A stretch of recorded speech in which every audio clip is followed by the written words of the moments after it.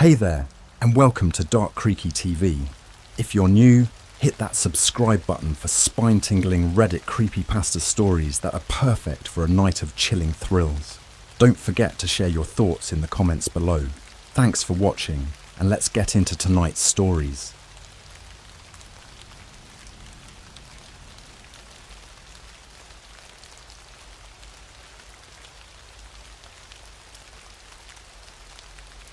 My father sold my sister's soul to Satan.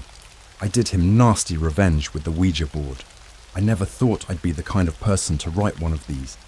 But here I am, hoping that sharing my story will help me make sense of everything that's happened. Maybe it'll even save someone else from the same fate. I don't know. What I do know is that I can't keep this bottled up anymore. It started when my sister Lily disappeared. She was 16, 2 years younger than me, and had always been the light of our family, always smiling, always kind, always there when you needed her. We grew up in a small, dreary town where nothing ever really happened. So when Lily vanished, it shook everyone to their core. The police searched, the town rallied, but she was just gone. I remember the night before she disappeared, like it was yesterday. It was storming outside, one of those summer storms that seem to come out of nowhere and turn the sky into a raging battlefield. I was in my room, playing some mindless video game to pass the time, when I heard raised voices from downstairs. My dad and Lily were arguing. This wasn't unusual. Dad had always had a temper, especially when he drank, which was often, but this time it felt different. There was a desperation in Lily's voice that I'd never heard before. I couldn't make out everything they were saying, but I caught fragments, words like promise, deal, and sacrifice. I tried to drown it out, focusing on the game, but then I heard a crash, followed by a scream. My blood ran cold. I rushed downstairs to find my dad standing over Lily, his face twisted in a way that still haunts me. He had this wild, unhinged look in his eyes, like he wasn't fully there. Lily was on the floor, clutching her arm and crying. "What the hell is going on?" I shouted, moving to help her. But Dad just glared at me, his eyes boring into mine. "This doesn't concern you," he said, his voice low and dangerous. "Go back to your room." I wanted to argue, to stand up to him, but something in his eyes made me stop. It was like he wasn't my father anymore, like something dark and malevolent had taken his place. I helped Lily up, and we went to her room, locking the door behind us. "What happened?" I asked, but she just shook her head, tears streaming down her face. She wouldn't say anything, no matter how much I pressed. We stayed up all night, her crying and me trying to comfort her. Eventually, we both fell asleep. When I woke up the next morning, she was gone. At first, I thought she'd just gone to school early or something, but as the hours passed and she didn't come home, I started to panic. I confronted Dad, but he just shrugged, saying she'd probably run away. The police got involved, but they didn't find any leads. It was like she'd vanished into thin air. Days turned into weeks, and then into months. The search continued, but hope dwindled. I felt like I was losing my mind, replaying that night over and over in my head. What had my dad done to her? What did those words I heard really mean? I started to dig into our family's history, looking for any clues that might explain what happened. That's when I found it. An old, dusty journal hidden away in the attic. It belonged to my great-grandfather and was filled with strange, cryptic writings about deals with dark forces and rituals. My heart pounded as I read through it, pieces of the puzzle slowly coming together. My dad had sold Lily's soul to Satan. It was all there in black and white. A twisted family tradition that had been passed down for generations. The journal detailed how to make the deal, what to offer, and what to expect in return. My stomach churned as I realized what I was reading. It wasn't just some crazy old man's ramblings. It was real. I confronted my dad again, this time armed with the journal. He didn't deny it. Instead, he laughed, a cold, hollow sound that made my skin crawl. "She was the chosen one," he said, his voice devoid of any emotion.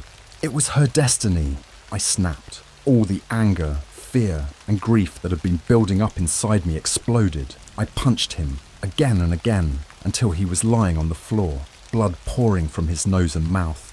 I wanted to kill him, to make him suffer for what he'd done, but something held me back. I needed to know more, to find a way to undo what he'd done. That's when I found the Ouija board. It was tucked away in the attic next to the journal. I remembered seeing it when I was a kid, but I'd never given it much thought. Now, it seemed like my only chance to find out what had happened to Lily. I waited until Dad was passed out drunk, then brought the board to my room. I lit some candles, turned off the lights, and set the planchette in the centre. My hands trembled as I placed them on it, taking a deep breath. "Lily, are you there?" I asked, my voice barely above a whisper. For a moment, nothing happened. Then, slowly, the planchette began to move. I watched in awe and terror as it spelled out a single word: help. My heart pounded in my chest as I continued to ask questions. She told me things, horrible things, about what had happened to her, where she was, and what I needed to do to save her. She wasn't just gone, she was trapped, suffering in ways I couldn't even begin to imagine. As the session went on, the answers became more disturbing, more detailed. I could feel her pain, her fear through the board. It was like she was reaching out to me, begging me to help her, and I knew I had to do whatever it took to bring her back. The final message she gave me was a name, a demon's name, and a ritual to summon it. It was risky, dangerous, but I didn't care. I had to save my sister no matter what. I spent the next few days gathering the materials I needed, preparing for the ritual. I could feel the darkness closing in around me, but I pushed through, driven by the need to save Lily. The night of the ritual, I waited until Dad was out. I set everything up in the basement, following the instructions from the journal and the Ouija board. I lit the candles, drew the symbols, and began to chant the incantation. The air grew thick and heavy, and I could feel a presence in the room, something ancient and malevolent. Then suddenly, everything went dark. I felt a searing pain in my chest, like my heart was being ripped out. I collapsed to the floor, gasping for breath, and then I heard her voice, faint and distant, calling my name. "Jake, help me." I forced myself to my feet, fighting through the pain. I finished the ritual, calling out the demon's name. There was a blinding flash of light, and then I saw it, a shadowy figure standing before me, its eyes glowing with an unholy light. "You have summoned me," it said, its voice echoing through the room. "What do you seek?" I took a deep breath, my heart pounding in my chest. "I want my sister back," I said, my voice steady despite the fear coursing through me. "I want her soul returned." The demon smiled, a cruel, twisted grin. "Very well," it said, "but everything comes with a price." I didn't care about the price. I just wanted Lily back. I nodded, agreeing to whatever it took. The demon laughed, a sound that sent chills down my spine, and then it was gone. I collapsed to the floor, exhausted and terrified, but also hopeful. Lily was coming back, and my father, he would pay for what he'd done. I woke up the next morning, groggy and disoriented. The events of the night before felt like a bad dream, but the lingering ache in my chest told me it was all too real. The basement was a mess, candles burnt out, symbols smeared with sweat and blood, and the remnants of the ritual scattered around me. I could barely believe what I'd done, but there was no turning back now. Dad was out again, probably nursing a hangover at the local bar. It gave me the time I needed to clean up and think about my next steps. My hands shook as I tidied the basement, my mind racing with possibilities. The demon had agreed to bring Lily back, but it hadn't said how or when. What if I just made things worse? What if she came back, different? Days passed without any sign of Lily, and my anxiety grew with each passing hour. I started having nightmares, vivid, horrifying dreams of her crying out to me, her body twisted and broken, surrounded by flames. I would wake up in a cold sweat, my heart pounding, the echoes of her screams ringing in my ears. I began to dread falling asleep, knowing what awaited me. Then, one night, it happened. I was lying in bed, staring at the ceiling, when I heard a noise outside my window, a soft tapping, barely audible but persistent. I got up, my heart racing, and moved to the window. There, standing in the dim light, was Lily. My breath caught in my throat. She looked exactly as I remembered. Same long dark hair, same pale skin, same frightened eyes. But there was something off about her. Something I couldn't quite put my finger on. Her movements were jerky, unnatural, like a puppet being controlled by invisible strings. "Lily," I whispered, opening the window. She didn't respond, just stared at me with those wide, haunted eyes. I climbed out and hurried to her, wrapping my arms around her. She felt cold, her skin clammy and lifeless. "I'm here," she whispered, her voice barely audible. "But he's watching." A chill ran down my spine. "Who's watching?" I asked, pulling back to look at her. But she just shook her head, her eyes darting around, as if she could see things I couldn't. "We need to get inside," she said, her voice trembling. "He can't come in." I helped her through the window and into my room, closing it behind us. I could see her more clearly now, and the sight made my stomach churn. Her clothes were tattered, her skin covered in bruises and scratches. She looked like she'd been through hell. "What happened to you?" I asked, my voice breaking. She shook her head again, tears streaming down her face. "It doesn't matter," she said. "What matters is that we're together again. We need to protect each other." I nodded, my mind racing. I had so many questions, but I knew now wasn't the time. We needed to stay safe, to figure out what to do next. I locked the door and helped her into bed, sitting beside her as she drifted off to sleep. I stayed awake, watching over her, my mind a whirlwind of fear and confusion. The next few days were a blur. Lily was quiet, withdrawn, rarely speaking unless I asked her a direct question. She ate little and slept a lot, her eyes always darting around like she was expecting something to jump out at her. I tried to make her comfortable, to help her feel safe, but I could tell she was still terrified. Dad barely noticed her return. He was too wrapped up in his own misery, spending most of his time at the bar or passed out in his room. When he did see her, he just stared at her with those cold, empty eyes, saying nothing. It was like he didn't even recognize her. One night, about a week after she came back, I decided to try the Ouija board again. I needed answers, and I hoped that maybe, just maybe, it could help. I waited until Lily was asleep, then set it up in my room, lighting candles and closing the door. "Lily, are you there?" I asked, my hands trembling on the planchette. For a moment, nothing happened. Then slowly, the planchette began to move. "Yes," it spelled out. "What happened to you?" I asked, my voice shaking. "Where did you go?" The planchette moved again, faster this time. Hell! A chill ran down my spine. "How did you get back?" I asked, dreading the answer. "Deal." I swallowed hard. "What kind of deal?" "Soul." I felt sick. I had made a deal with a demon to bring her back, but I hadn't considered the cost. "Whose soul?" I asked, my voice barely a whisper. The planchette stopped for a moment, then spelled out one word. "Yours." My blood ran cold. I had traded my soul to save hers. I wanted to scream, to rage against the unfairness of it all, but I couldn't. I had made the choice, and now I had to live with the consequences. "What do I do?"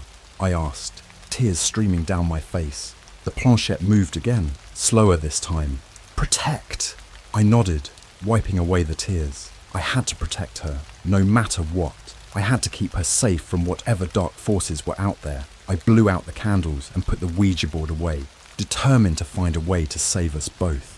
But as I lay in bed that night, staring at the ceiling, I couldn't shake the feeling that something terrible was coming. The darkness was closing in, and I wasn't sure if we would make it out alive. The days turned into weeks, and a heavy sense of dread hung over the house like a dark cloud. Lily was back, but it was clear that something was horribly wrong. She barely spoke, and when she did, it was often in cryptic whispers that sent chills down my spine. She avoided Dad altogether, and he seemed content to pretend she didn't exist. I couldn't understand how he could be so callous, especially after everything that had happened, but I knew I had to focus on protecting her, even if it meant facing whatever darkness was lurking around us. One night, as the wind howled outside and the house creaked and groaned, Lily woke me with a blood-curdling scream. I bolted upright, heart pounding, and rushed to her room. She was sitting upright in bed, eyes wide with terror, pointing at something in the corner of the room. I followed her gaze, but saw nothing but shadows. "What is it?" I asked, my voice trembling. "He's here," she whispered, her voice barely audible. "He's come for you." My blood ran cold. "Who?" I asked, though I already knew the answer. "The demon," she said, her eyes filled with a fear that made my skin crawl. "He's watching us." I scanned the room again, but there was nothing there. Just the oppressive darkness that seemed to grow thicker with each passing moment. I moved to her side, wrapping my arms around her, trying to offer some semblance of comfort. "We'll figure this out," I said, though I wasn't sure if I believed it. "We'll find a way to stop him." Lily nodded, but I could see the doubt in her eyes. She knew as well as I did that we were in over our heads. The next few days were a blur of sleepless nights and constant anxiety. I could feel the demon's presence everywhere, watching, waiting. It was like a shadow that never quite left, always lurking just out of sight. Then, things started to get worse. Strange things began happening around the house. Lights flickered, objects moved on their own, and eerie whispers echoed through the halls. Lily and I were on edge, jumping at every little sound. Dad remained oblivious, drowning himself in alcohol and avoiding us as much as possible. One night, as I lay in bed, I heard a soft, insistent tapping on my window. My heart skipped a beat. I didn't want to look, didn't want to see what was out there, but something compelled me to get up. I moved to the window and pulled back the curtain, my breath catching in my throat. There, on the other side of the glass, was a face, pale, gaunt, and twisted into a grotesque grin. Its eyes glowed with a malevolent light, and I could feel its gaze piercing through me. I stumbled back, my heart racing, and the face vanished as quickly as it had appeared. I knew then that we couldn't stay in the house any longer. We had to get away, find someplace safe where the demon couldn't reach us. I packed a bag with whatever essentials I could think of and went to Lily's room. "We have to leave," I whispered, shaking her awake. "Now!" She nodded, her eyes wide with fear, and quickly got dressed. We snuck out of the house, the wind biting at our skin as we made our way to the car. I kept glancing over my shoulder, half expecting to see that horrible face watching us. But the night was still, the only sound the crunch of gravel under our feet. We drove for hours, not knowing where we were going, just trying to put as much distance between us and that house as possible. The roads were empty, the night dark and foreboding. I could feel the demon's presence, like a weight pressing down on my chest. But I pushed through, determined to keep Lily safe. We ended up at a small rundown motel on the outskirts of a town I didn't recognize. The neon sign flickered, casting an eerie glow over the parking lot. I parked the car and helped Lily inside, paying for a room with cash to avoid leaving a trail. The room was dingy and smelled faintly of mildew, but it felt like a sanctuary compared to the house. As we settled in, I tried to come up with a plan. We couldn't keep running forever. We needed to find a way to break the deal, to free ourselves from the demon's grasp. I thought back to the journal, to the rituals and incantations it contained. Maybe there was something in there that could help us. Lily sat on the bed, staring blankly at the wall. She looked so small and fragile, and my heart ached for her. I had to find a way to fix this, to make things right. "Stay here," I said, grabbing the journal from my bag. "I'm going to see if I can find anything useful." She nodded, not looking at me, and I left the room, heading to the motel's small, dimly lit lobby. The clerk barely glanced up as I passed, and I found a quiet corner where I could study the journal. I flipped through the pages, my eyes scanning the ancient text for anything that might help, and then I found it. A ritual for breaking a demon's pact. It was risky, dangerous, but it was our only hope. I scribbled down the instructions, my hands shaking, and hurried back to the room. "I think I found something," I said, breathless. "A way to break the deal." Lily looked up, a glimmer of hope in her eyes. "What do we need to do?" I explained the ritual, the ingredients we needed, the steps we had to follow. It wouldn't be easy, and it might not even work, but it was all we had. We spent the next day gathering supplies, avoiding anyone who might ask questions. The town was small and people were curious, but we managed to stay under the radar. That night, we set up the ritual in the motel room. I drew the symbols on the floor, lit the candles, and recited the incantation. The air grew thick, the shadows deepening as the demon's presence filled the room. I could feel its anger, its malevolent energy swirling around us. But I didn't stop. I kept chanting, kept focusing on the ritual. Lily stood beside me, her hand gripping mine, her eyes wide with fear. I could feel her trembling, but she didn't let go. Then, suddenly, the room went silent. The candles flickered, and the shadows seemed to recede. I felt a weight lift from my chest, and I knew we had done it. The demon's presence was gone, the deal broken. Lily collapsed into my arms, sobbing with relief. I held her tight, my own tears streaming down my face. We had done it. We were free. But deep down, I knew this wasn't the end. The darkness was still out there, lurking, waiting, and I would do whatever it took to keep her safe, no matter the cost. After the ritual, I thought we might finally get some peace, but that was just wishful thinking. The next morning, Lily and I packed up and left the motel. We couldn't stay there forever, and I wanted to get as far away from that place as possible. We hit the road with no clear destination, just a desperate need to keep moving. We ended up in another small town, even more run down than the last. The kind of place where people minded their own business and didn't ask questions. We rented a tiny apartment on the outskirts, and for a while, things seemed almost normal. Lily started to come out of her shell, and I dared to hope that maybe, just maybe, we could put everything behind us. But the past has a way of catching up to you, and it wasn't long before strange things started happening again. It began with the dreams. They were worse than before. Dark, twisted nightmares where I was trapped in a burning house. The walls closing in around me.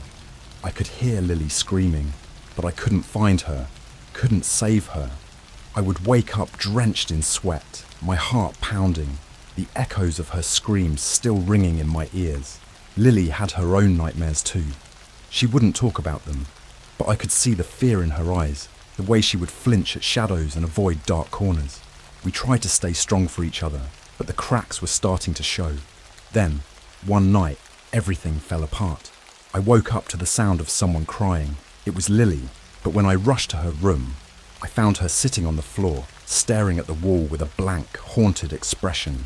She was holding the Ouija board, her hands trembling. "What are you doing?" I asked, my voice shaking. She didn't respond, just kept staring at the wall. I moved closer, and that's when I saw it. The words scratched into the plaster, deep and jagged, like they'd been carved by claws. "He's coming!" My blood ran cold. "Lily, we have to leave," I said, grabbing her arm. But she pulled away, her eyes wide and filled with terror. "It's too late," she whispered. "He's already here." I felt a chill run down my spine. I turned to look around the room, and that's when I saw him. The demon. He was standing in the doorway, his eyes glowing with a malevolent light, a twisted grin on his face. My heart skipped a beat, and I felt a surge of fear unlike anything I'd ever experienced. "You thought you could escape me," he said, his voice echoing through the room. "But you belong to me now." I stood frozen, unable to move, unable to speak. The demon took a step forward, and I felt a wave of cold wash over me. I knew I had to do something, but my mind was blank, paralyzed by fear. Then, out of nowhere, Lily stood up. She looked at the demon, her eyes filled with a determination I hadn't seen in her before. "You can't have him," she said, her voice steady. "You took me, but you won't take him." The demon laughed, a cruel, hollow sound that made my skin crawl. "You think you can stop me?" Lily nodded, and I saw a flash of something in her eyes. Anger, defiance, hope. I know I can. She picked up the Ouija board and held it out in front of her. I didn't understand what she was doing, but I could feel the air around us change, growing thicker, heavier. "I break the pact," she said, her voice strong and unwavering. "I renounce you." The demon's grin faded, replaced by a look of pure rage. He took another step forward, and I felt a surge of panic. But Lily didn't back down. She closed her eyes, her hands gripping the board tightly, and began to chant in a language I didn't recognize. The room filled with a blinding light, and I felt a searing pain in my chest. I collapsed to the floor, gasping for breath. The last thing I saw was Lily, standing strong and defiant, facing the demon head-on. When I woke up, the room was dark and silent. I struggled to sit up, my body aching, and looked around. Lily was lying on the floor, unconscious but breathing. The demon was gone, and the words on the wall had faded to nothing.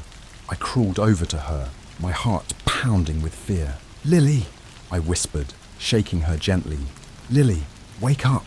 She stirred, her eyes fluttering open. "Jake," she said, her voice weak. I pulled her into a hug, relief washing over me. "You did it," I said, my voice choked with emotion. "You saved us." She nodded, resting her head on my shoulder. "I had to," she whispered. "I couldn't let him take you." We stayed like that for a while, holding each other, trying to make sense of what had just happened. Eventually, we managed to get to our feet and leave the apartment. We drove away, not looking back, leaving that place and the horrors it held behind us. But I knew it wasn't over. The darkness was still out there, waiting, watching, and I would do whatever it took to protect Lily, no matter what. The next few weeks were a haze of fear and paranoia. We moved from place to place, never staying anywhere for more than a few days. I was always looking over my shoulder, expecting to see that twisted grin and glowing eyes lurking in the shadows. Lily was quieter than ever, and I knew the encounter had taken a toll on her. It had taken a toll on both of us. One night, we found ourselves in a seedy motel on the outskirts of a town that seemed barely alive. The neon sign flickered erratically, casting eerie shadows on the cracked pavement. We were exhausted, running on fumes, and I knew we couldn't keep this up much longer. We needed a plan, a way to end this once and for all. As Lily slept fitfully beside me, I took out the journal and the Ouija board, hoping to find something, anything, that could help us. I pored over the pages, my eyes burning with fatigue. And that's when I found it, a final ritual, a desperate last-ditch effort to banish the demon for good. It was dangerous, and it required a blood sacrifice. My heart pounded as I read through the instructions. The ritual had to be performed at midnight, in a place where the veil between worlds was thin. I thought of the old abandoned church on the edge of town, a place that had been left to decay for decades. It was perfect, or as perfect as something like this could be. I shook Lily awake, my hands trembling. "I found a way," I said, my voice barely above a whisper. "But it's dangerous." She sat up, her eyes wide and fearful. "What do we have to do?" I explained the ritual, the risks involved. I could see the fear in her eyes, but also a spark of determination. She nodded, and we got ready to leave. We arrived at the church just before midnight. It was a crumbling, dilapidated structure. The windows shattered, the doors hanging off their hinges. The air was thick with decay, and an oppressive silence hung over the place. I set up the ritual in the center of the main hall, drawing the symbols and lighting the candles. "Are you sure about this?" Lily asked, her voice trembling. I nodded, though my heart was pounding with fear. "It's the only way," I said. "We have to end this." We joined hands, standing in the center of the circle, and began to chant the incantation. The air grew cold, and a dark presence filled the room. I could feel the demon's anger, its malevolent energy swirling around us. Then, everything went black. When I came to, I was lying on the cold stone floor. The candles had gone out, and the symbols had faded. I sat up, my head spinning, and looked around. Lily was lying a few feet away, unconscious, and standing over her was the demon. "You thought you could escape me," it hissed, its eyes glowing with fury. "But you belong to me now." Rage and fear surged through me. I stumbled to my feet, my body aching, and faced the demon. "Leave her alone," I said, my voice shaking. "This is between you and me." The demon laughed, a cruel, hollow sound that echoed through the empty church. "You're right," it said. "It is between us, and it's time for you to fulfill your end of the bargain." I felt a wave of despair wash over me. I had made the deal to save Lily, but now it was time to pay the price. I took a deep breath, trying to steady myself. "Take me," I said. "Just leave her out of this." The demon's grin widened, and it took a step forward. But before it could reach me, Lily stirred. She sat up, her eyes blazing with determination. "No," she said, her voice strong and defiant. "You won't take him." She stood up, moving between me and the demon. "I break the pact," she said, her voice steady. "I renounce you." The demon roared with rage, its form flickering and twisting. "You think you can defy me?" Lily nodded, her eyes locked on the demon's. "I know I can." She began to chant, her voice strong and unwavering. The air around us grew thick and the ground beneath us trembled. The demon screamed, its form dissolving into shadows. I watched in awe and terror as Lily continued the incantation, her voice growing louder, more powerful. Then, with a blinding flash of light, the demon was gone. The silence that followed was deafening. I collapsed to the floor, my body shaking with relief and exhaustion. Lily fell beside me, her face pale but determined. "We did it," I whispered, my voice choked with emotion. "We really did it," she nodded, tears streaming down her face. "It's over." We sat there for a while, holding each other, trying to process what had just happened. The church was silent, the oppressive presence gone. We were free.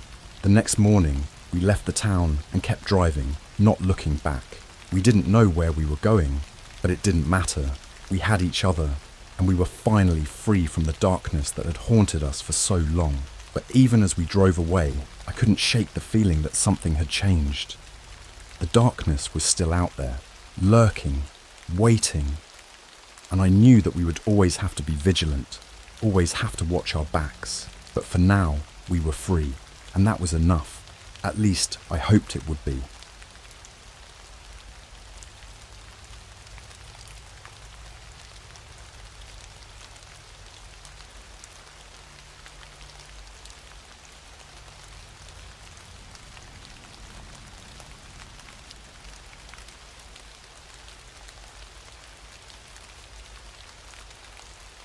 The Ouija board told me why Chris, from Mr. Beast, changed gender. I've never really been into the supernatural. Sure, I'd watched the occasional horror movie with friends, but that was the extent of it.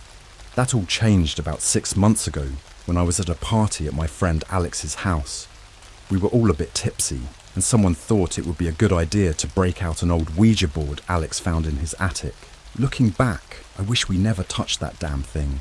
The group of us, about 7 in total, gathered around the coffee table where Alex set up the board. The air was thick with a mix of excitement and unease. Someone dimmed the lights, and the room was cast in shadows from the flickering candles we lit. I remember laughing nervously, thinking it was all just a joke. We placed our fingers on the planchette and started asking the usual stupid questions. "Is there anyone here with us?" Sarah, Alex's girlfriend, asked in a mocking tone. For a while, nothing happened, and we all started to lose interest. But then, the planchette began to move.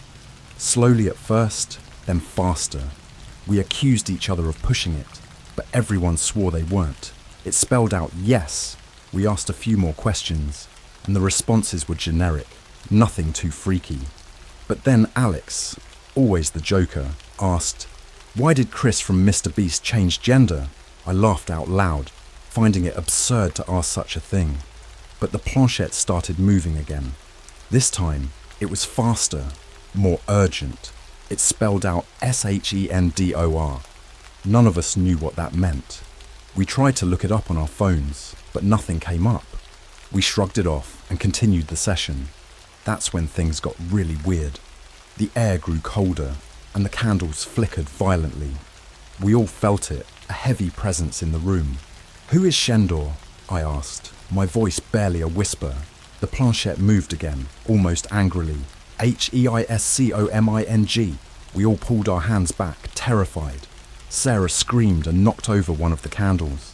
And in the chaos, the board was forgotten.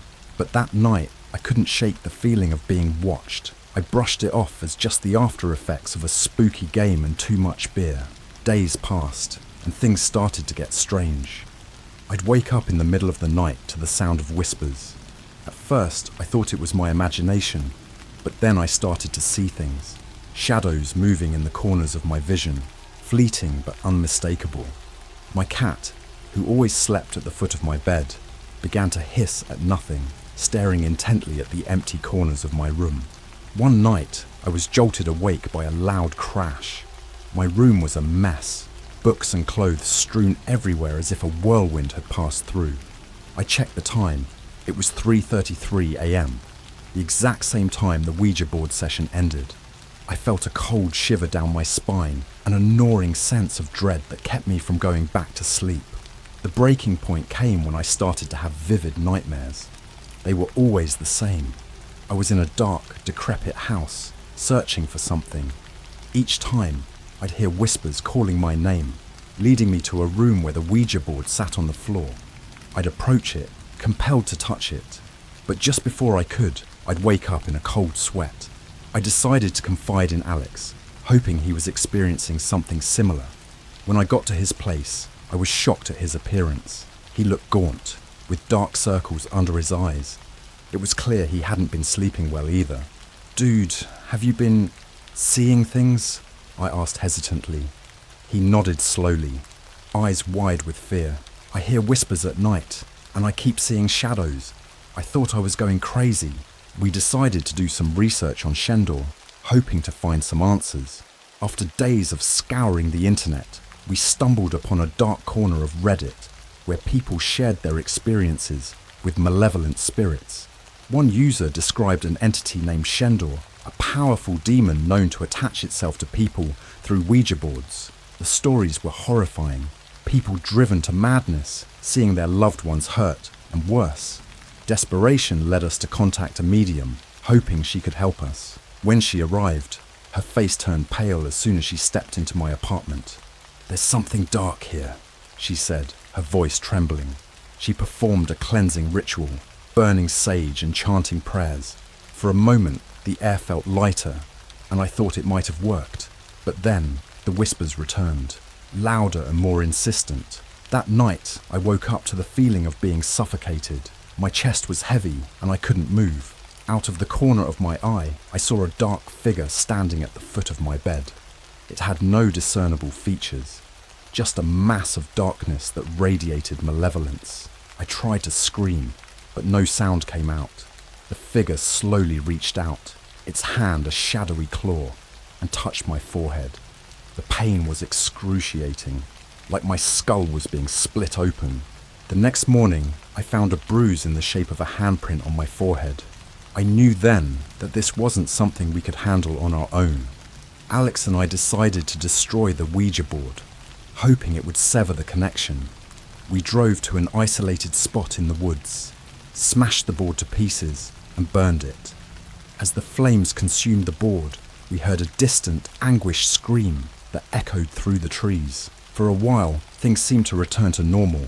The whispers stopped, and the shadows disappeared. But deep down, I knew it wasn't over. A few nights later, I received a message from an unknown number. It was a video of Alex sitting in his room, his eyes wide with terror.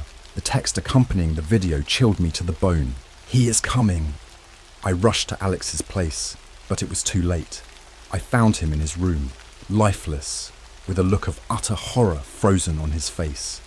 Clutched in his hand was a piece of the Ouija board we had burned. On it, scrawled in blood, was a single word: Shandor. I moved away, changed my number, and deleted all my social media, hoping to escape. But every night I still hear the whispers, and every time I close my eyes, I see that dark figure standing at the foot of my bed, waiting. I know it's only a matter of time before he comes for me too. After Alex's death, I couldn't shake the feeling that I was being watched. Every creak of the floorboards, every gust of wind sent a shiver down my spine. I started to become paranoid, avoiding dark corners and keeping all the lights on at night. Sleep was a distant memory. Every time I closed my eyes, I saw that dark figure, waiting, watching. I tried to reach out to my friends, but they started distancing themselves from me, thinking I was losing my mind. I couldn't blame them. The more I tried to explain, the crazier I sounded. I was alone, grappling with a terror that no one else seemed to understand. One night, as I was scrolling through YouTube in an attempt to distract myself, I came across a Mr. Beast video. It was one of those light-hearted challenges, a stark contrast to the darkness I felt closing in around me. Seeing Chris on screen, I remembered the Ouija board's answer. Shandor. The name echoed in my mind like a sinister chant. I decided to do some digging into Chris's background. I wasn't expecting to find anything unusual, but I needed something, anything, to take my mind off the creeping dread. The deeper I dug, the more I realised how little was publicly known about Chris's life before Mr. Beast. It was as if his past was shrouded in mystery. Days turned into nights as I combed through forums and obscure websites, looking for any mention of Chris and Shandor. I found nothing concrete until I stumbled upon an old, abandoned blog. The author claimed to have known Chris in high school and mentioned something about a strange incident involving a Ouija board. My heart pounded as I read the words, feeling a connection to my own experiences. The blog post described a night much like the one I experienced, with a group of friends playing with a Ouija board. They asked a question about the future, and the board spelled out Shendor. The author wrote about strange occurrences that followed, eerily similar to what Alex and I went through. Shadows, whispers, and a growing sense of dread. I managed to track down the author, a man named Jake, who had moved to a small town in the middle of nowhere. Desperation drove me to visit him, hoping he had answers or at least some form of closure. When I arrived at his rundown house, he looked at me with haunted eyes, as if he knew exactly why I was there. "You saw him, didn't you?" Jake asked, his voice barely a whisper. I nodded, feeling a lump form in my throat. "I need to know what's happening to me. What's happening to Chris?" Jake sighed and motioned for me to sit.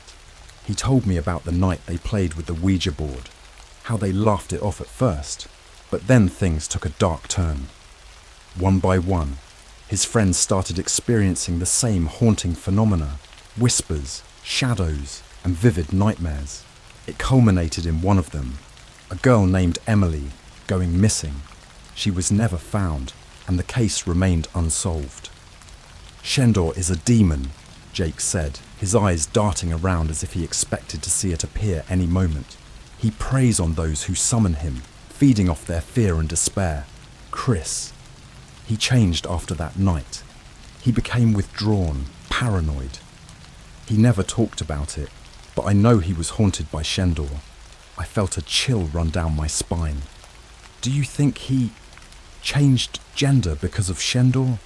Jake shook his head. "I don't know. But I think Chris did it to escape, to become someone else, hoping Shandor would lose his grip. But you can't escape him.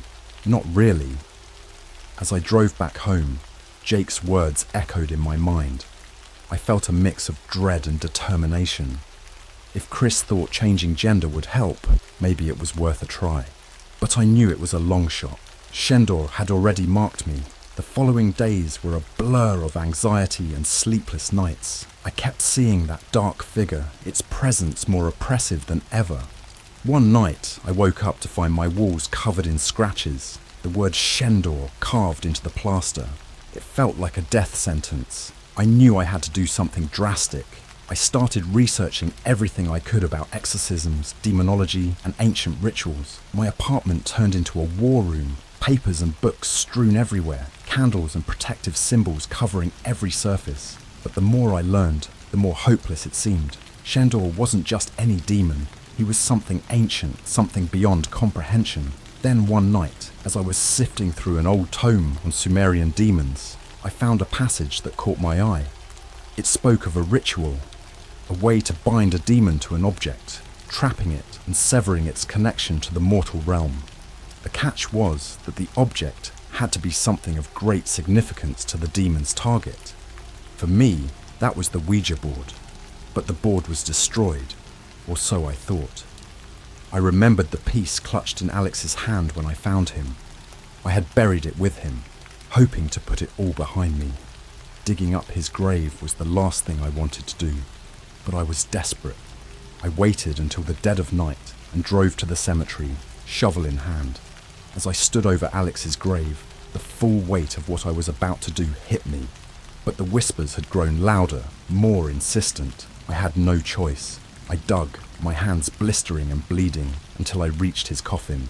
Opening it, I felt bile rise in my throat. Alex's lifeless eyes stared up at me, but there, in his hand, was the piece of the board. I took it and ran, feeling the weight of Shandor's gaze on my back. I returned to my apartment and prepared the ritual. It involved blood, fire, and ancient incantations. As I started the ritual, the air grew cold, and the shadows around me seemed to move with a life of their own. The piece of the board glowed, the symbols on it pulsing with a malevolent light. I chanted the words from the tome, feeling a force fighting against me. The shadows coalesced into the figure, more defined than ever. It reached out, its touch icy and painful, but I kept chanting, my voice growing stronger. With a final shout, I completed the ritual. The piece of the board burst into flames, and the figure let out a blood-curdling scream. The shadows dissipated, and the room fell silent. I collapsed, exhausted, but the whispers were gone. The dark presence had lifted. For the first time in months, I slept peacefully. But deep down, I knew Shandor wasn't truly gone. He was trapped, bound to that piece of the board, but he was still out there, waiting for someone else to make the same mistake we did. And as for Chris, I don't know if he's free or still running, but I do know this. You can't escape your past, no matter how much you try to change.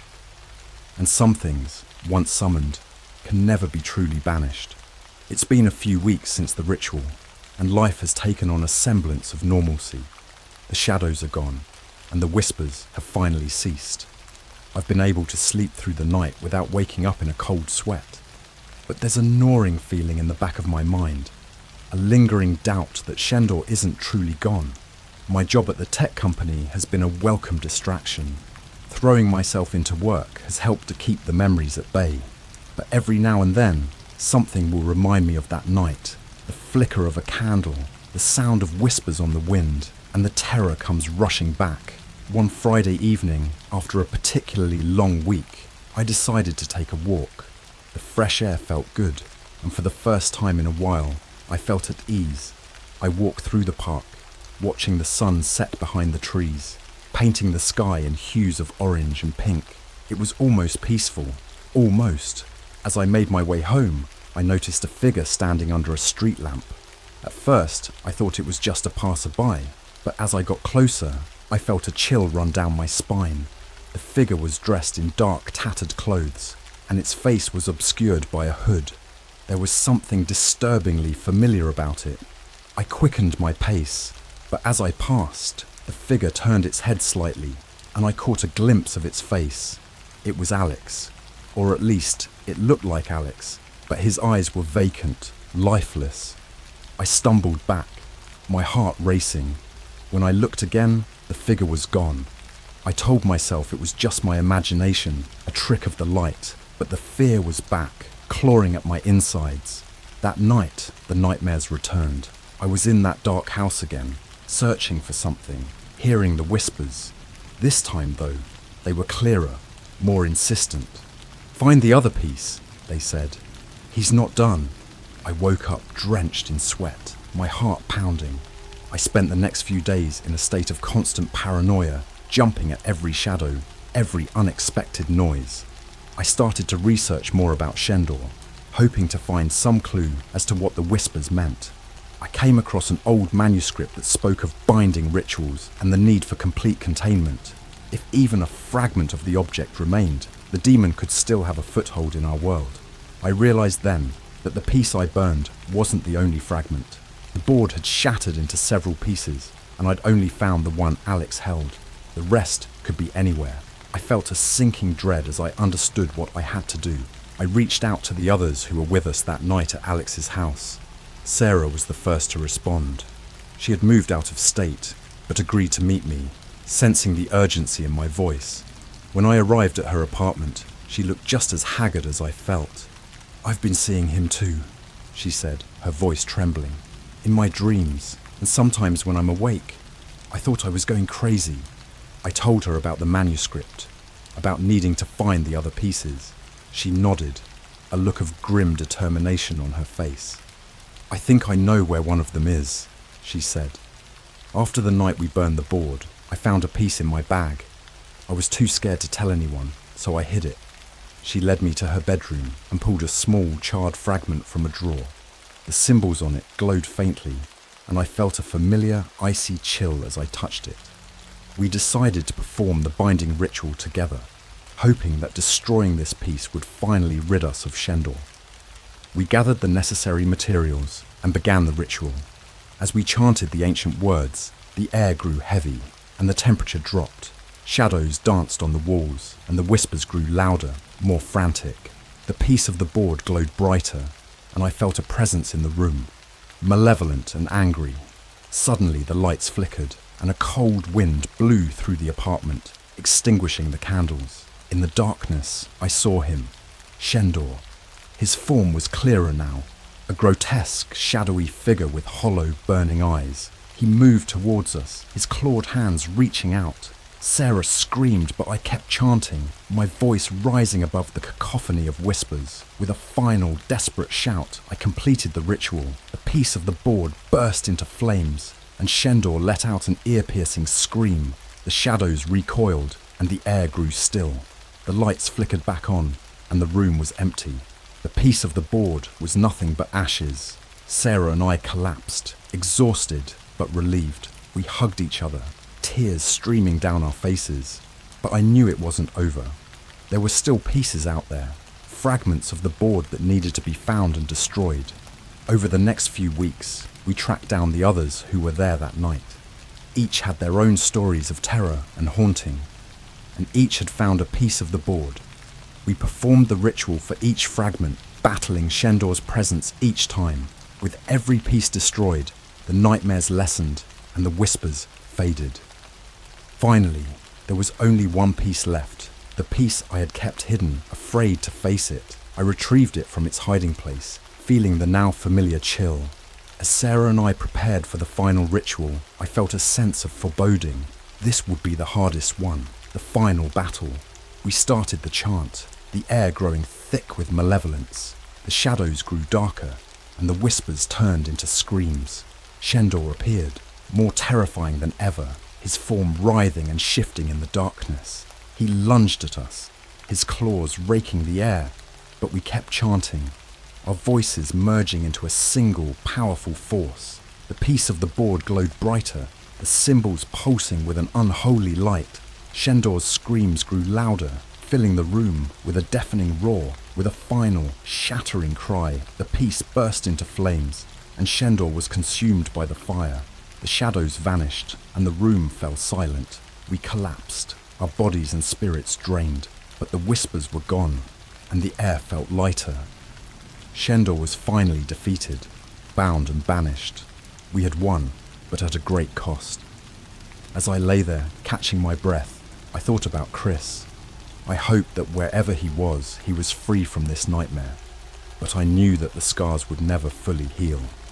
Shandor might be gone, but the memory of his terror would haunt us forever.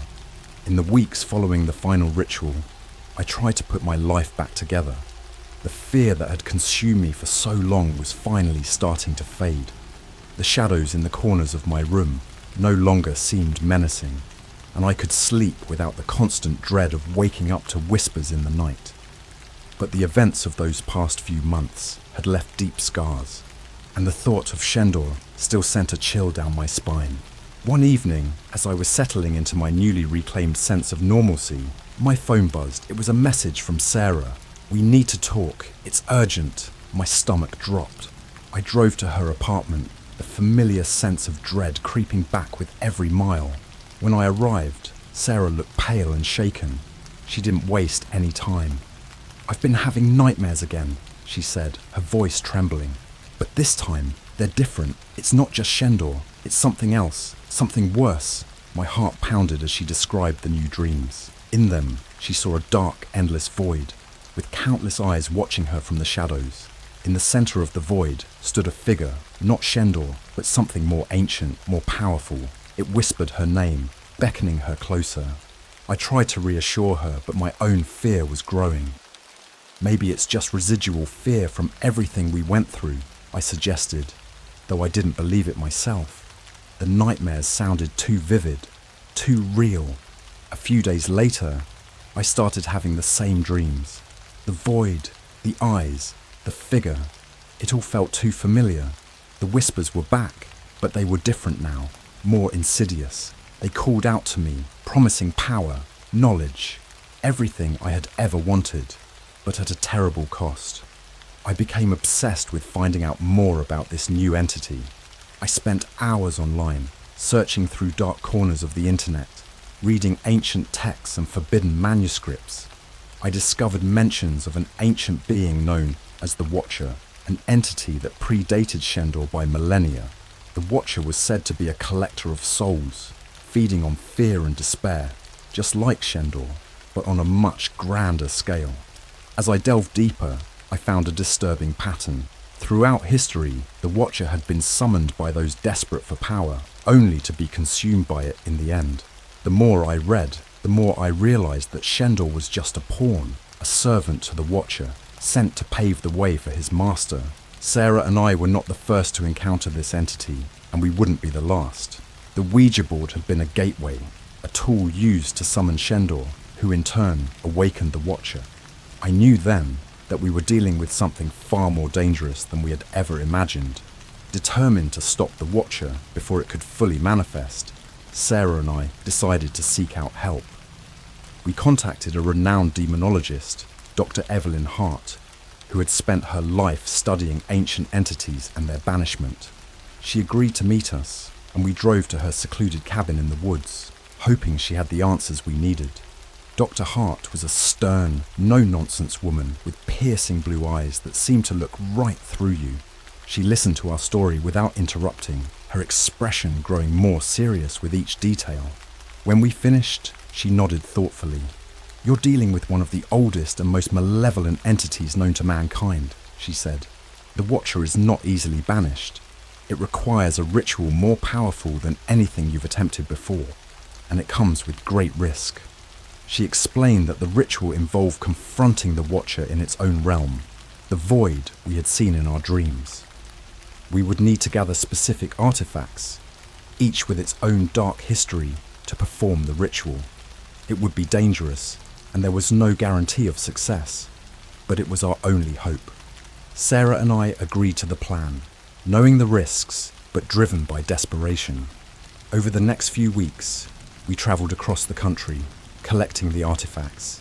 Each one was hidden in places of great tragedy and darkness: a haunted asylum, a cursed graveyard, the ruins of a burned-down church. With each artifact we retrieved, the nightmares grew more intense, the Watcher's presence more palpable. Finally, we had all the pieces we needed. Dr. Hart prepared the ritual, inscribing ancient symbols around her cabin and setting up the artifacts in a precise pattern. As we began, the air grew heavy and the temperature dropped. Shadows flickered on the walls and the whispers returned, louder and more urgent. We chanted the ancient words, our voices merging into a single resonant note. The room darkened and we were pulled into the void, the endless darkness stretching out before us. The Watcher stood in the center, its form shifting and writhing, a mass of eyes and shadows. "Why do you resist?" it whispered, its voice echoing in the void. "Join me, and you will know power beyond your wildest dreams." I felt an overwhelming urge to submit, to give in to the promises of power and knowledge, but I forced myself to focus, to remember why we were there. Sarah and Dr. Hart continued chanting, their voices growing louder, drowning out the Watcher's whispers. The artifacts began to glow, their light cutting through the darkness. The Watcher let out a terrible scream, its form disintegrating under the intense light. The void trembled, and I felt a force pulling me back, away from the Watcher, away from the darkness. With a final blinding flash, we were back in the cabin. The artifacts were gone, reduced to ashes, and the room was filled with an eerie silence. The Watcher was gone, banished to whatever dark realm it came from. We had won, but at a cost. Sarah and I were forever changed by the experience, haunted by the memories of the void and the Watcher's whispers. Dr. Hart warned us that we would always be marked by our encounter, but we had succeeded in stopping the Watcher from entering our world. As I drove home, exhausted but relieved, I couldn't help but think of Chris. Had he known about the Watcher? Was his change an attempt to escape not just Shandor, but something far worse? I didn't have the answers, but I hoped that wherever he was free from the horrors we had faced. I knew that life would never be the same, but at least for now, the shadows were gone, and the whispers had finally ceased. We had faced the darkness and emerged victorious, but the memory of the void and the Watcher's eyes would haunt us forever. The weeks after our encounter with the Watcher were surreal. The sense of normalcy I had started to reclaim now felt fragile, like it could shatter at any moment.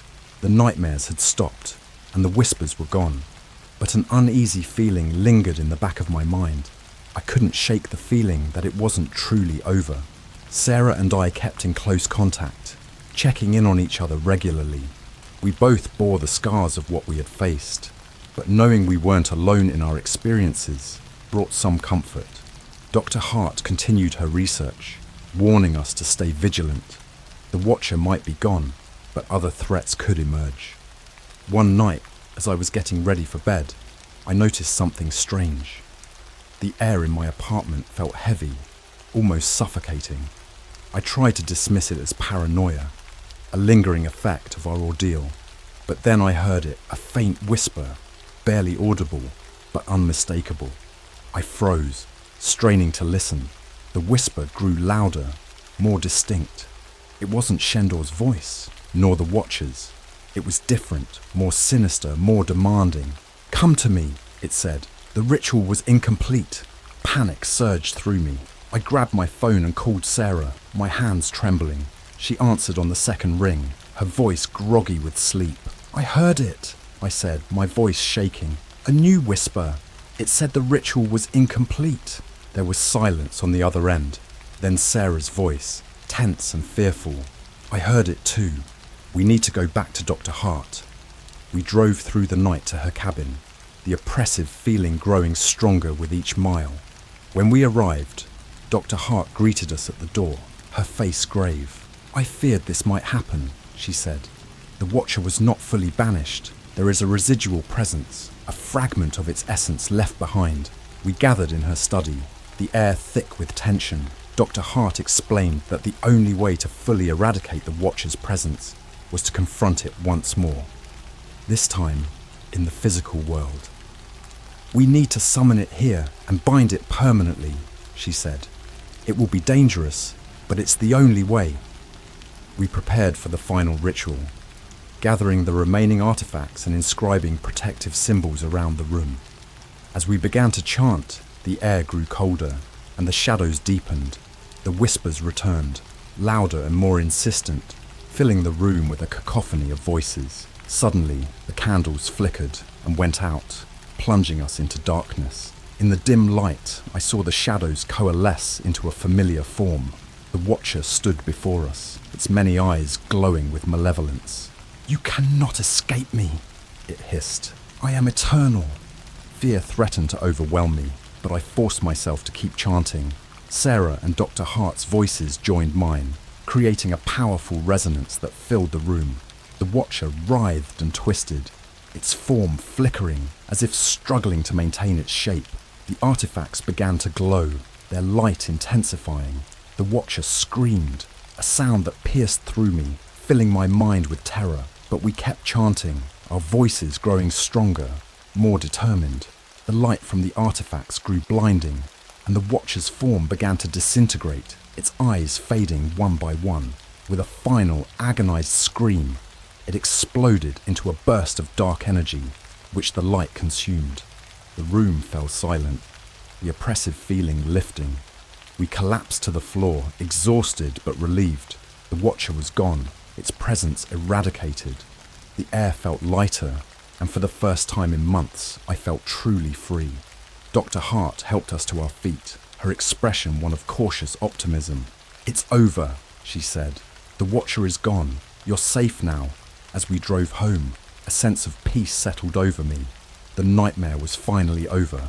Sarah and I decided to take a break from everything, to heal and move on with our lives. We knew that the scars would remain, but we were determined to reclaim our lives. Months passed, and life slowly returned to normal. I started dating again, going out with friends, and even got a promotion at work. Sarah moved to a new city, eager for a fresh start. We stayed in touch, but our conversations became less frequent as we both moved on. One evening, as I was packing up to leave the office, I received a message from an unknown number. It was a video. My heart pounded as I opened it. The video showed an empty room, dark and foreboding. Slowly, a shadowy figure emerged, its eyes glowing with a sinister light. The whispers returned, filling my mind with dread. The message accompanying the video was chilling. "You cannot escape the eternal." Fear surged through me, but this time it was different. I was no longer the terrified person I once was. I had faced my fears and emerged victorious.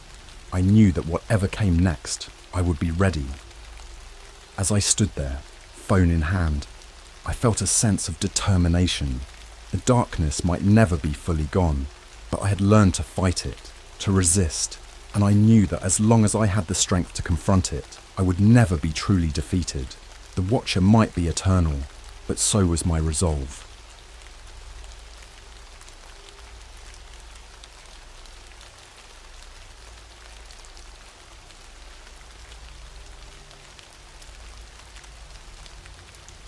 My brother, who hates my existence, made me play the Ouija board. I've always had a rocky relationship with my older brother Jake. He's 5 years older than me, and from the moment I was born, he made it clear he resented my existence.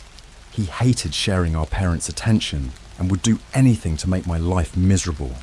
He bullied me relentlessly, both physically and emotionally, but what happened last summer was on a whole different level. It was the kind of thing you'd expect to read in a horror novel, not something that would actually happen to you. Last summer, our parents went out of town for a week, leaving Jake and me alone in the house. They assumed he was mature enough to take care of both of us, and honestly, they had no idea how much he despised me.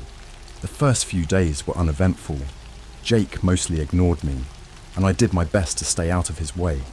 But on the fourth night, he came into my room with a wicked grin on his face, holding an old, dusty Ouija board.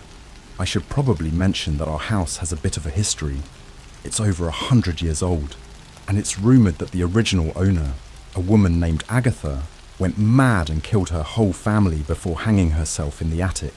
I never believed in ghosts or any of that crap, but I'll admit, the house did give off a creepy vibe, especially at night. Jake didn't believe in ghosts either, but he knew I was easily scared. So, when he barged into my room with that Ouija board, I knew he was up to something. He told me we were going to play, and I had no choice. If I refused, he'd make my life even more of a living hell than it already was. He set the board up in the living room, lit a few candles, and turned off all the lights. The flickering candlelight cast eerie shadows on the walls, making the old house feel even creepier. He explained the rules, mocking me for looking nervous. I tried to play it cool, but my hands were shaking as I placed them on the planchette. At first, nothing happened. We asked the usual questions. Is anyone there? What's your name? How did you die? I was ready to call it quits, but then the planchette started to move. I thought Jake was messing with me, but the look on his face told me he was just as surprised as I was. The planchette spelled out the name Agatha, and my heart skipped a beat. Jake's grin widened, sensing my fear. "Agatha, are you here with us?" he asked. The planchette moved to yes. "What do you want?" I asked, my voice trembling. The planchette spelled out Revenge. A cold shiver ran down my spine. Jake laughed it off, but I could tell he was starting to get freaked out too. He tried to brush it off as a joke, but the atmosphere in the room had changed. It felt like we were being watched. "Let's keep going," Jake said, trying to regain control. "Agatha, who do you want revenge on?" The planchette spelled out, "You." We both stared at the board in silence. Jake's face paled, but he tried to play it cool. "Very funny," he said, looking at me. "You're moving it." "I'm not," I insisted, and I wasn't. My hands were frozen in place, barely touching the planchette. Jake's bravado was starting to crumble. He was scared, and that scared me even more. He asked another question, but I couldn't hear him over the pounding of my heart. The planchette moved again, this time faster. It spelled out, "Look behind you." We both turned, and that's when we saw her. Standing in the doorway was a figure dressed in old-fashioned clothes, her face twisted in rage. Her eyes were empty, soulless, and her mouth was moving, but no sound came out. I wanted to scream, but my voice was trapped in my throat. Jake jumped up, knocking over a candle and nearly setting the house on fire. The figure vanished as quickly as it appeared, but the damage was done. We ran to our rooms, locking our doors behind us. I spent the night huddled under my blankets, too scared to sleep. I heard strange noises coming from the hallway, like whispers and footsteps, but I was too terrified to investigate. The next morning, Jake pretended nothing had happened. He avoided me all day, but I could see the fear in his eyes. He didn't bully me for the rest of the week, and we never spoke about the Ouija board again. But things didn't go back to normal. The house felt different, like there was a presence lingering in the shadows, watching us. I started having nightmares about Agatha, her ghostly figure haunting my dreams. Jake wasn't faring any better. He became more paranoid, jumping at every little sound. We both knew we had unleashed something, and there was no way to undo it. What happened that night was just the beginning. The real horror was yet to come, and as much as I wish it was all a bad dream, I know deep down it was real. Agatha's spirit was awakened, and she was out for blood.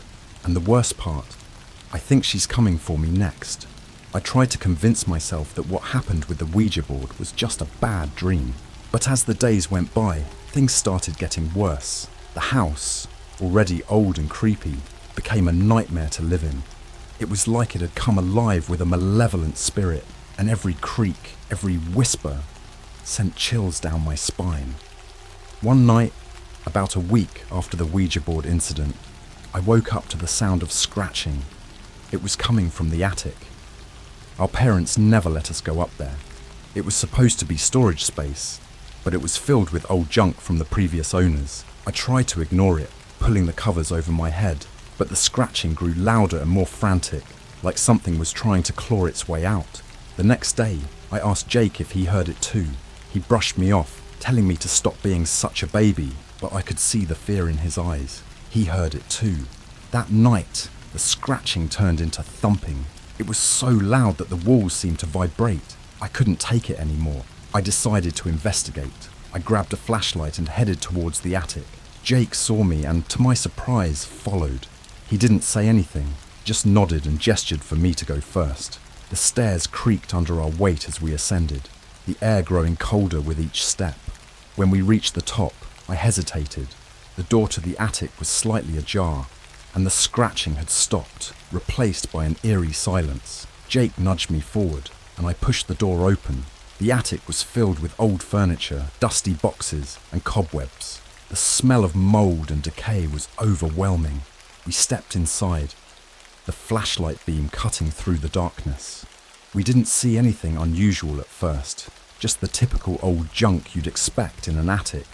But then the flashlight caught something, a figure, hunched over in the corner. It was a woman, dressed in tattered clothes, her hair a tangled mess. Her back was to us, but as we watched, she slowly turned around.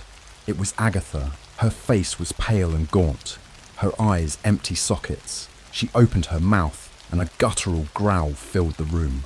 Jake screamed, and I dropped the flashlight. It rolled away, casting wild shadows on the walls. We bolted out of the attic, slamming the door behind us. Jake was shaking, and for once, he wasn't the tough older brother. He was just as scared as I was. We ran back to our rooms, but sleep was impossible. I could still hear her growling, echoing in my ears. The next day, we tried to tell our parents what happened, but they didn't believe us. They thought we were making it up, or that it was just our overactive imaginations. They had no idea what we were dealing with. That night, things got even worse. I woke up to find Jake standing over my bed, his eyes wide and vacant. He was holding the Ouija board, and his hands were covered in blood. I screamed, but he didn't react. He just stood there staring at me. I jumped out of bed and ran to the hallway, but Jake followed, moving like a puppet on strings.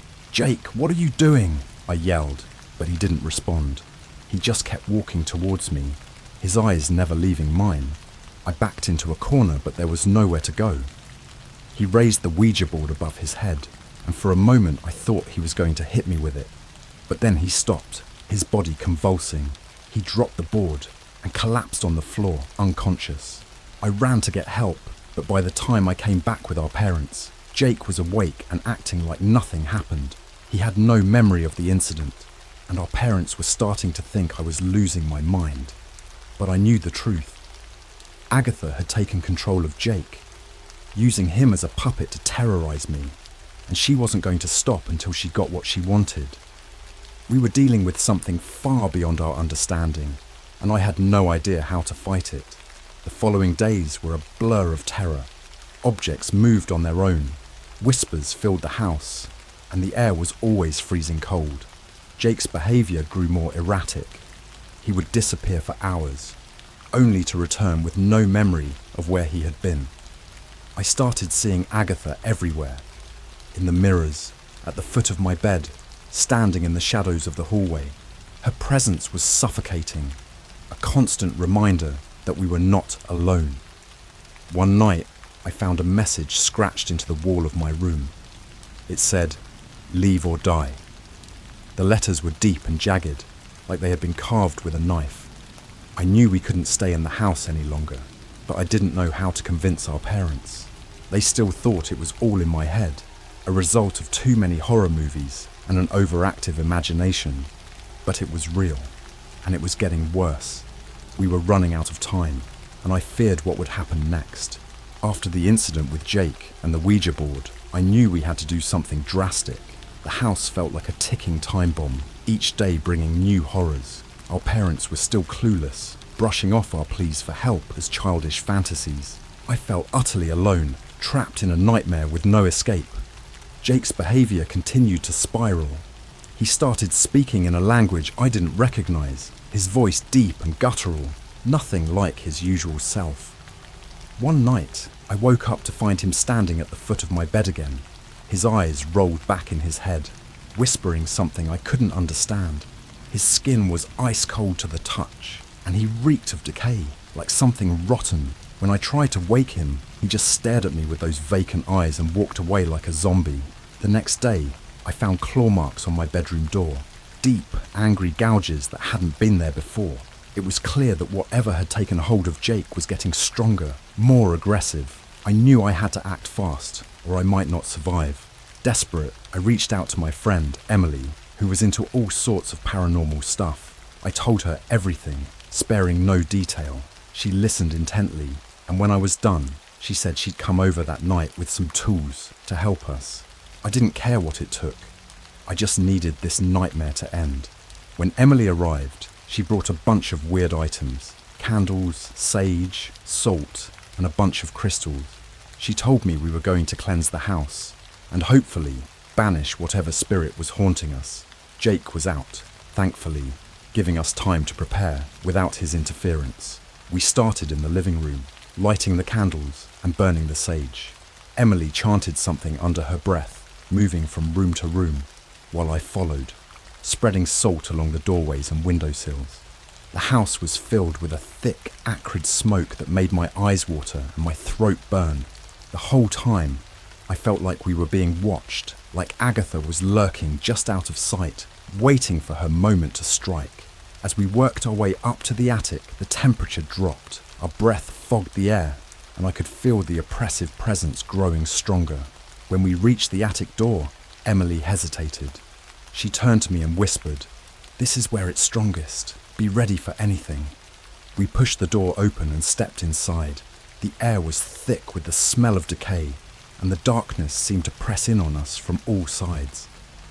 Emily lit a few more candles, placing them in a circle in the centre of the room. She instructed me to stand inside the circle and not to leave, no matter what happened. She started chanting again, louder this time, her voice echoing off the walls. The attic seemed to come alive, the shadows shifting and writhing as if they had a mind of their own. The temperature plummeted, and I could see my breath in front of me, forming small clouds in the icy air. Suddenly, the attic door slammed shut, and the candles flickered violently. A low growl filled the room, and I could see Agatha's figure materializing in the corner. She was more solid than before, her features twisted in rage, her empty eyes fixed on me.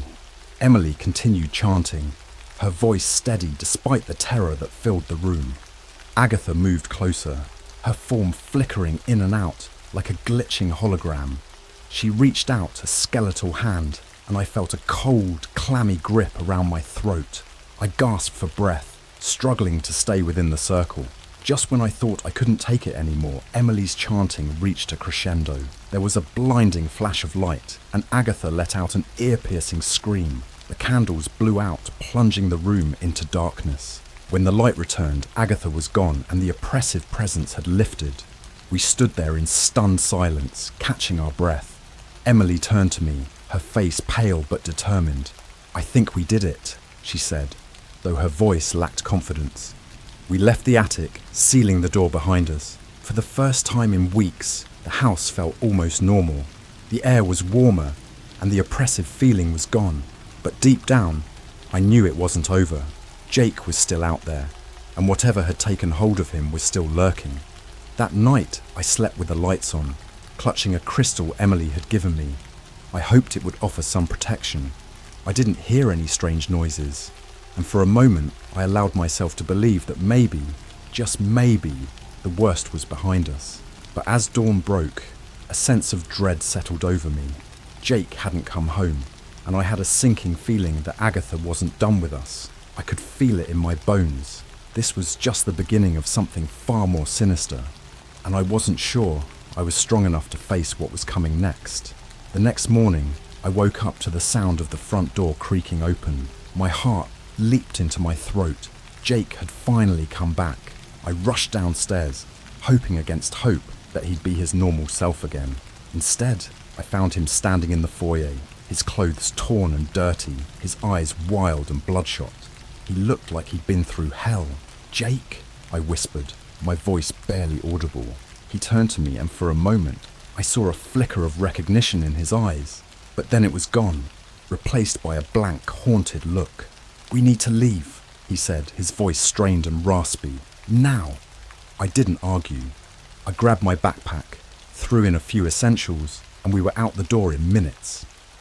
Jake didn't explain where we were going, and I didn't ask. We just walked, our footsteps echoing in the early morning silence. We ended up at an old abandoned church on the outskirts of town. It was a place we used to explore as kids, long before our lives had turned into a nightmare. The building was decrepit, its windows shattered, and the wooden doors hung on rusted hinges. Jake led the way inside, navigating the dark, dusty hallways with a familiarity that was unsettling. He took me to the basement, where we found an old, rotting pew to sit on. The air was damp and musty, the faint smell of decay lingering. Jake finally looked at me, his eyes filled with a mixture of fear and determination. "I've been seeing things," he confessed, his voice trembling. "Hearing things. It's like she's inside my head, controlling me. I black out, and when I wake up, I'm in strange places, covered in blood. I don't know what's real anymore." My stomach churned. I could feel the bile rising in my throat. "Jake, we need help. We can't deal with this alone." He shook his head. "No one will believe us, and if they do, they'll lock us up. We need to figure out what she wants and end this ourselves." I didn't know how to respond. The weight of our situation was crushing, and I felt completely powerless. Jake pulled a crumpled piece of paper from his pocket and handed it to me. It was a page torn from an old diary, written in a spidery, elegant script. I recognized the name at the top, Agatha. The diary entry was dated over 100 years ago, just before she went mad. It detailed her obsession with dark rituals and summoning spirits.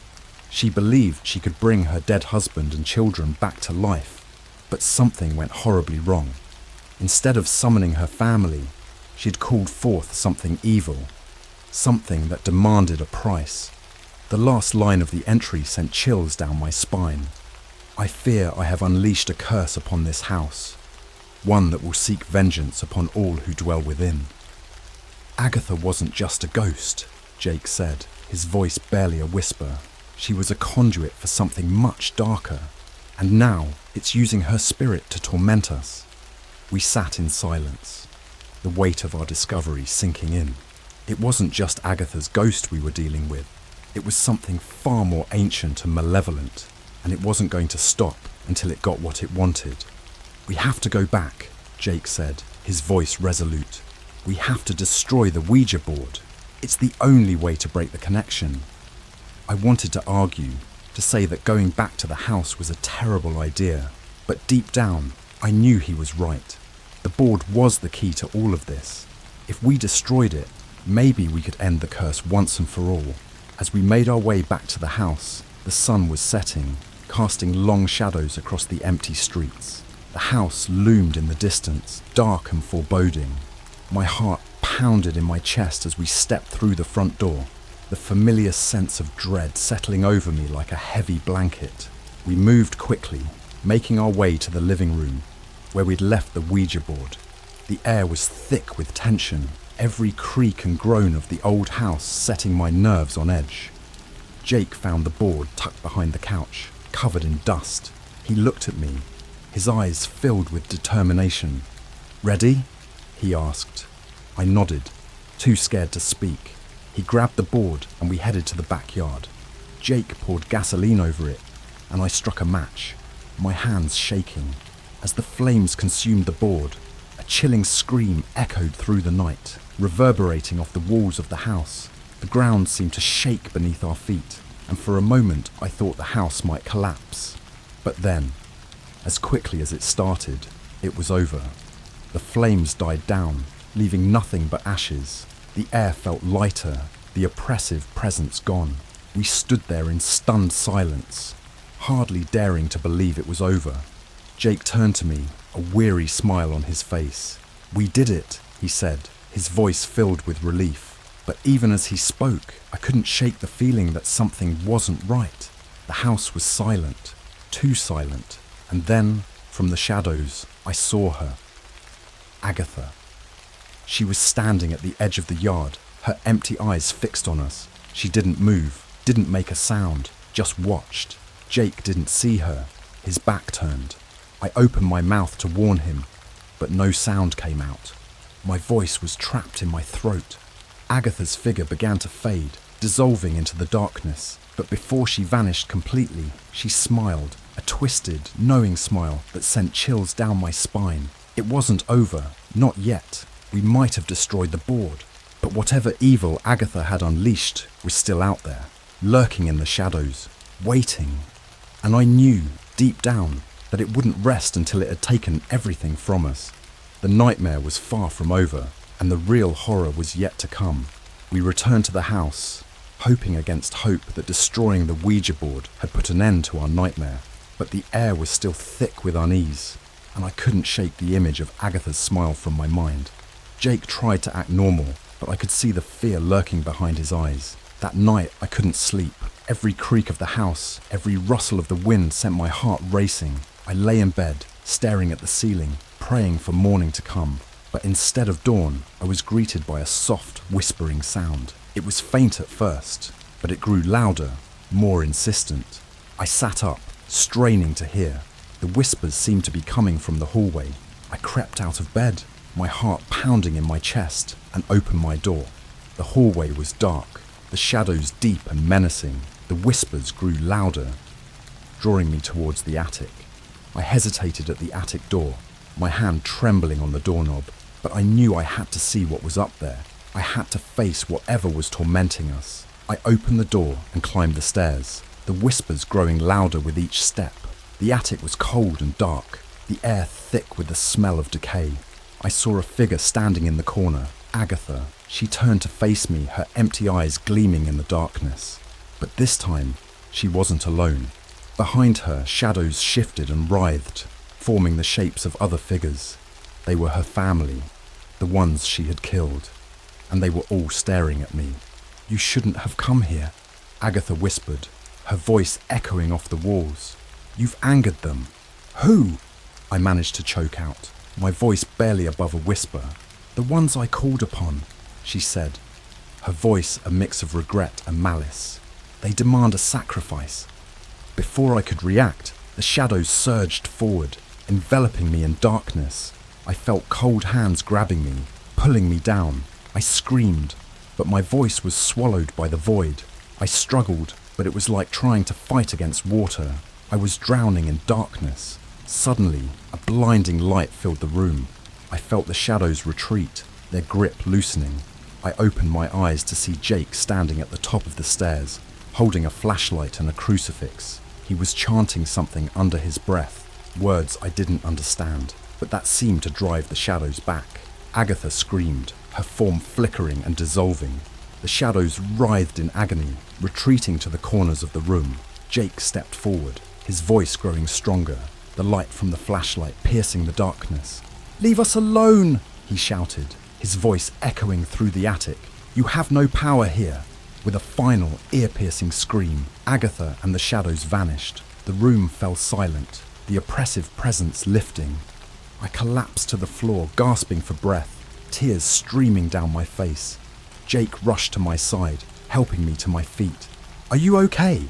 he asked, his voice filled with concern. I nodded, too shaken to speak.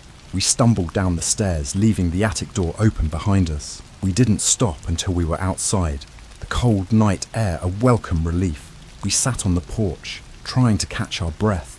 "What happened?" I asked, my voice trembling. "I found an old book in the library," Jake explained. "It had a ritual to banish spirits. I didn't think it would work, but I had to try something." "You saved me," I said, my voice barely above a whisper. He nodded, his expression serious. "But it's not over. We need to leave this place. For good." We packed our bags that night, not daring to stay another moment in the house. As we drove away, I looked back one last time.